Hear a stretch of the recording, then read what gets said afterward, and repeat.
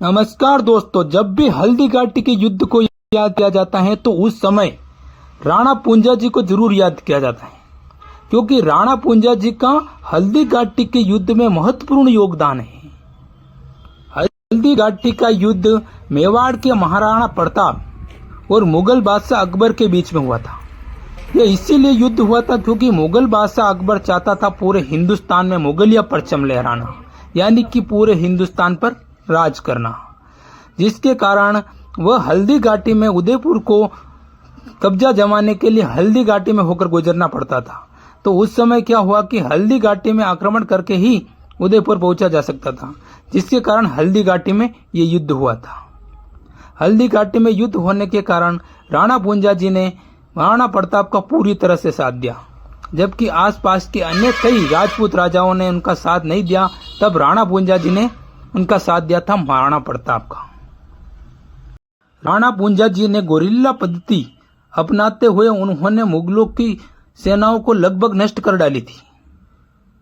मुगलों की सेना को पहाड़ों में फंसा कर ऐसा युद्ध किया राणा पूंजा ने कि उन्होंने मुगलों की सेना को पहाड़ों के अंदर फंसा दिया था।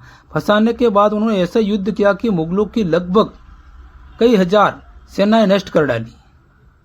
राणा पूंजा जी की अपनी सेना ने मुगलों पर ऐसे तीर बरसाए कि उनको समझ में भी नहीं आया कि तीर कहां से आ रहे हैं, और उनको समझ में नहीं आ रहा था कि युद्ध कैसे हो रहा है, किस तरह से हो रहा है।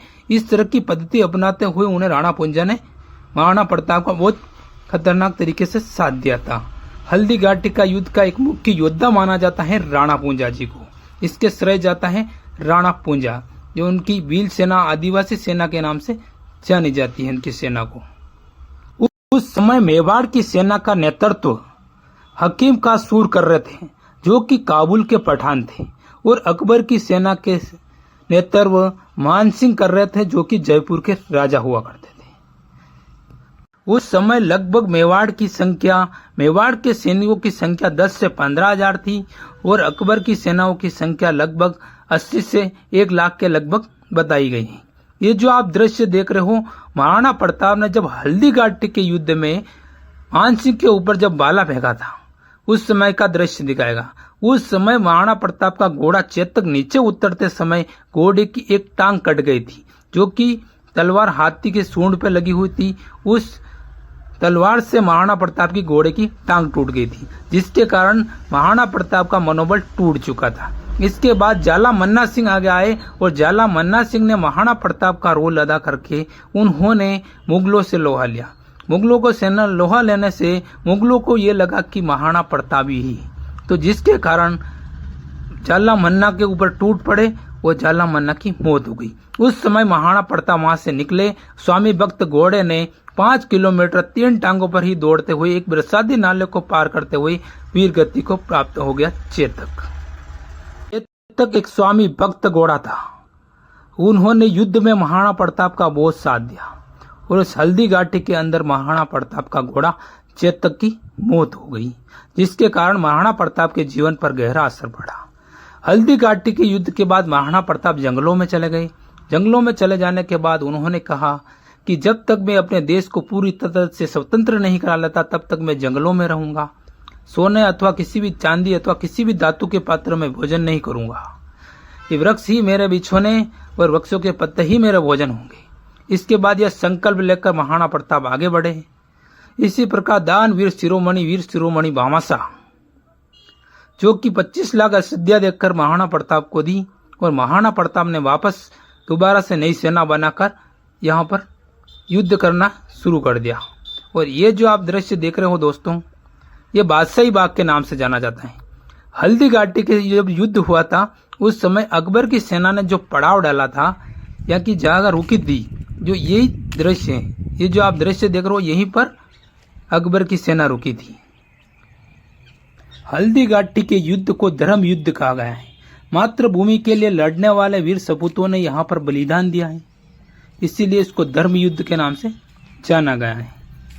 और आज भी मेवाड़ के राज चिन्ह पर राणा पूंजाओं का चित्र अंकित है। महाराणा प्रताप की मां ने राणा पूंजा जी को राणा की उपाधि दी थी।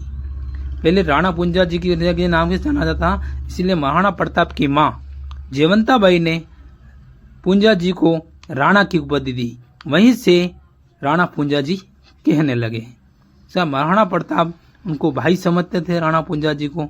इसी पर क्योंकि उन्होंने हल्दी घाटी के युद्ध में दूसरे कई राजपूत राजाओं ने मना करने के बाद सिर्फ एकमात्र राणा पूंजा जी ने हल्दी घाटी के युद्ध में साथ दिया था। यह युद्ध विश्व का दूसरा बड़ा युद्ध माना जाता है। राणा पूंजा जी ने इस युद्ध में अपना सर्वस्व न्योछावर कर दिया था। इसी कारण राणा पूंजा जी को इतिहास में याद किया जाएगा, आज भी याद किया जाएगा। आने वाली कई पीढ़ियां उनको राणा पूंजा जी को याद करेगी, क्योंकि उन्होंने मेवाड़ की स्वतंत्रता के लिए जो योगदान दिया है वह अति महत्वपूर्ण था। आज भी हर साल 5 अक्टूबर को राणा पूंजा जी की जयंती मनाई जाती है, जिसमें बड़ी संख्या में मेवाड़ के लोग इकट्ठे होकर राणा पूंजा जी की जयंती मनाते हैं। राणा पूंजा जी ने इस युद्ध में महाराणा प्रताप का निस्वार्थ साथ दिया था। कोई स्वार्थ नहीं था इस युद्ध में महाराणा पूंजा जी का। इसके साथ ही कई योद्धाओं ने मेवाड़ के लिए अपना सर्वस्व न्योछावर कर दिया। झाला मन्ना सिंह जो महाराणा प्रताप का हम सकल सेनापति हुआ करते थे, महाराणा प्रताप की जगह उन्होंने अपना सर्वस्व न्योछावर कर दिया। इसके साथ ही महाराणा प्रताप के सेनापति हकीम कासूर ने अपनी लगभग 5000 सैनिकों को इस युद्ध में शहीद हो गए थे। इसी प्रकार हल्दी घाटी का युद्ध एक विशेष युद्ध था जो काफी इतिहास में अमर हो गया। इस युद्ध में दोनों सेनाओं को भारी मात्रा में सैनिक कटे, जिसके कारण यहाँ पर एक खून और पानी से मिलकर एक नाला बह गया था। इस युद्ध स्थल से लेकर रक्त तलाई तक एक नाला बह गया था। वहाँ पर एक छोटा सा तालाब बढ़ जाने के कारण हल्दी घाटी के अंदर एक जगह है जिसको रक्त तलाई के नाम से जानते हैं, क्योंकि 18 जून 1574 को जब युद्ध हुआ था उस समय बारिश आने के कारण जहाँ से युद्ध स्थल से जो पानी बहकर गया था और जहाँ पर पानी रुका था वहाँ पर रक्त तलाई बन गई। इसीलिए आज भी उस जगह को रक्त तलाई के नाम से जानते हैं। इस प्रकार महाराणा प्रताप ने जीते जी कभी अकबर की अधीनता स्वीकार नहीं की। उन्होंने सिर्फ चित्तौड़गढ़ को छोड़कर पूरे मेवाड़ को वापस स्वतंत्र करवा दिया था। इसके बाद उन्होंने 54 में अपनी नई राजधानी की स्थापना करी और इस प्रकार मेवाड़ का कार्य वापस से शुरू किया। और महाराणा प्रताप की मृत्यु 19 जनवरी 1597 को 57 वर्ष की आयु में महाराणा प्रताप का देहांत हो गया। इसके बाद मेवाड़ के सिंहासन पर उनके पुत्र अमर सिंह बैठे थे। उस अमर सिंह को राजगद्दी पर बैठाने के लिए राणा पूंजा जी का महत्वपूर्ण योगदान रहा। अकबर ने लगभग पूरे हिंदुस्तान पर अपना कब्जा जमा लिया था।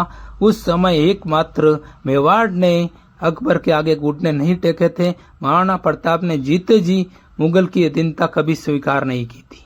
ऐसे योद्धा हुए थे महाराणा प्रताप, इसीलिए उनको राणा नहीं बल्कि महाराणा प्रताप कहते हैं।